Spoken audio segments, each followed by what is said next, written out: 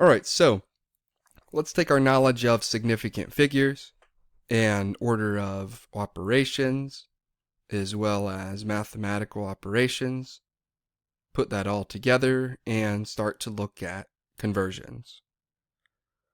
This first question or statement says the Food and Drug Administration, the FDA, recommends that dietary sodium intake be no more than 2,400 milligrams per day. Well, that's nice. Nothing else written in the slide. But you're listening to this, so let me direct you. Why don't you take 2,400 milligrams and convert that into pounds? So what would that be in pounds per day?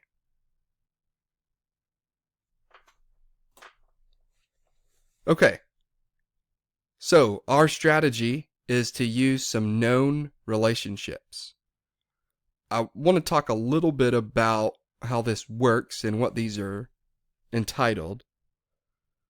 We have two known relationships that give us the relationship of grams to milligrams.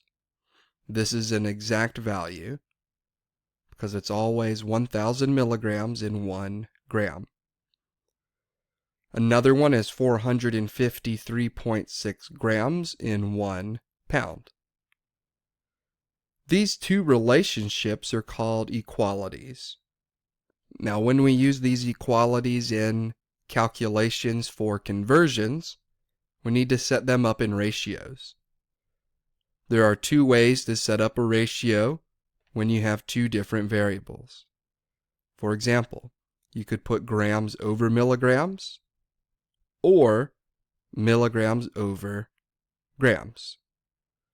For our second equality, you can put pounds over grams or grams over pounds. The ratio that you use is dependent upon how the units need to cancel out. When you work through these conversions and you're new to them, or if you're a little overwhelmed with them, I recommend that you write out a plan just with units. Just write the letters of the abbreviations of those units. Write it out as multiplication and ratios going across and get those units to cancel. Then put in the numbers last. I can help you more with this when we have our class meeting. Alright, so working this through, we start with 2,400 milligrams. If you set this up just with units first, you would multiply by a ratio of grams over milligrams. The milligrams cancel out. The reason why they cancel is if we look at this, we have a milligram times gram over milligram. That's going to give us milligrams divided by milligrams, which is 1. Just like 5 divided by 5 is 1, 7 divided by 7 is 1. A unit divided by that same unit is 1. If we stopped at this point, our answer would be in grams. But I asked you to convert it to pounds, so we need to go one more step. There is an equality that related grams to pounds. The ratio needs to be set up with pounds in the numerator, grams in the denominator. Reason why we want grams in the denominator is because grams divided by grams is 1, and that leaves us with pounds. Then, once you can see that the units cancel, go back and put the numbers in. So you can put in 1 with grams, 1,000 with milligrams, 1 with pounds, 453.6 with grams. Be very careful not to swap up the numbers. Make sure the number goes with its unit exactly how it was in the equality. Next thing is punching it in the calculator. 2,400 divided by 1,000 divided by 453.6. The answer comes out to be 0.00 0.5291 pounds. The leading zeros are not significant. You want to round to 1, 2, 3, 4 significant figures. I don't know if I agree with this slide. I'd put this in 2. 2 significant figures. That'd be 0.0053 pounds. Okay.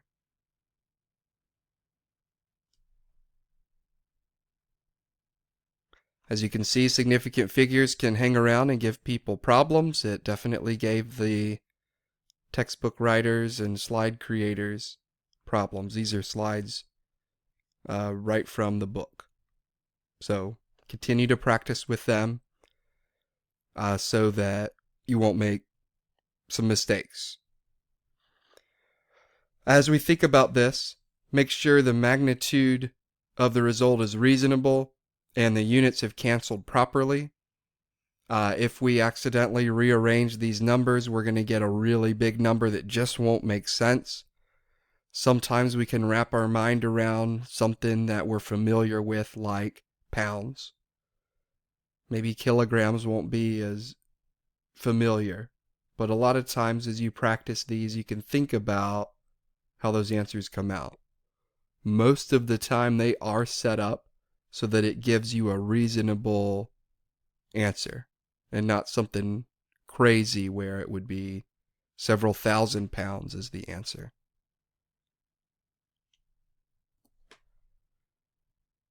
Here's a second example. An average adult has 5.2 liters of blood. What is the volume of blood in cubic meters?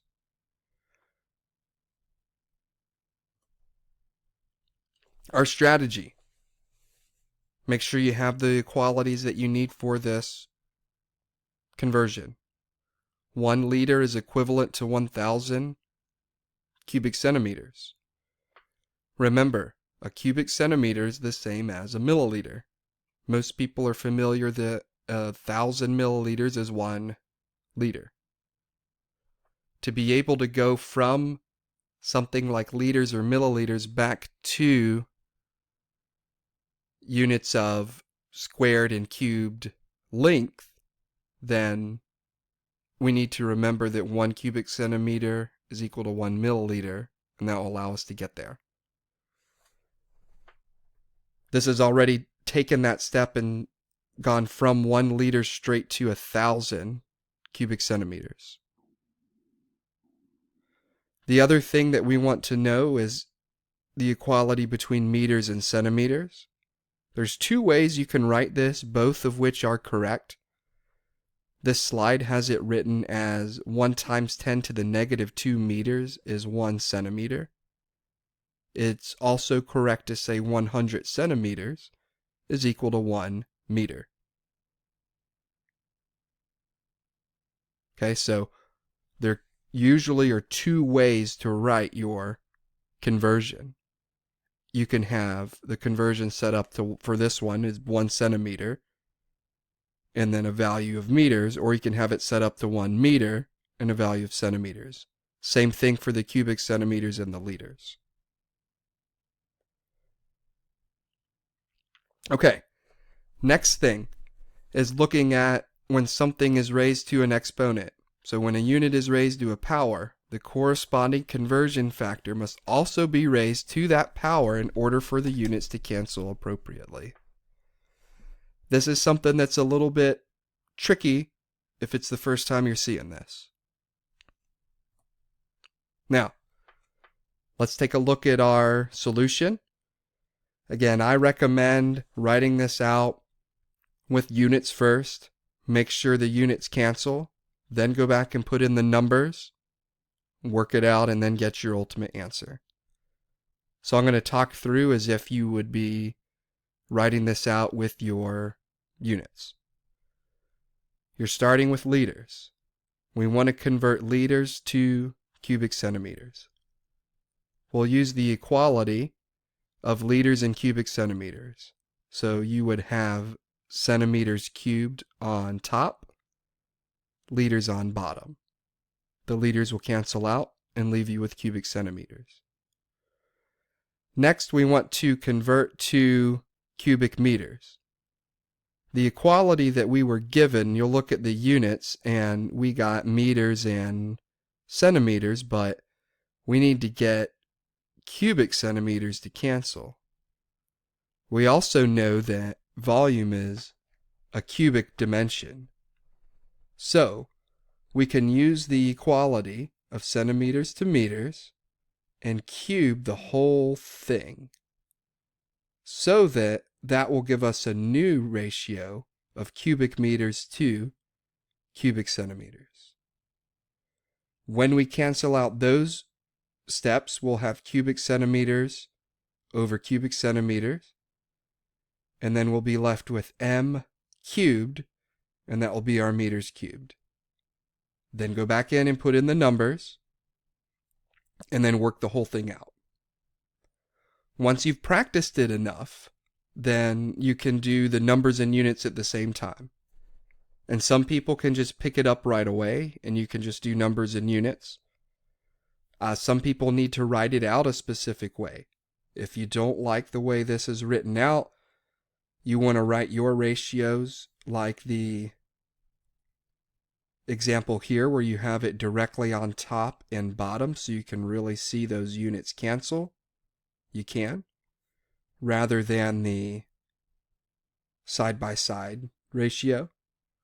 Also, one more way that you can do this is draw a line straight down and across and multiply through. It's like a train track method. If that's unfamiliar to you, then don't fool with it. You'll probably recognize it once I said draw this straight down and then line across. If you'd like to see it, ask me at our Friday meeting and I can show you what that looks like. All right, so back to our solution. Once we have the numbers in there, convinced ourselves that our units will cancel, we have 5.2 multiplied by 1,000 multiplied by 1 times 10 to the negative 2. This needs to be cubed. We should get 5.2 times 10 to the negative third. The units come out to be cubic meters. So again, as we think about this, 5 liters of blood is going to be equal to 5 times 10 to the negative 3 cubic meters. And that should be about the range of our calculated answer. Okay, again, we have 3 parts to this video. If you're watching this one first and you're struggling, go back to part 1. Continue to practice the homework, and we can work through more practice in our meeting on Friday. After the experiment, I'll be around to help you continue to practice. Good luck with your studies, and thank you for watching.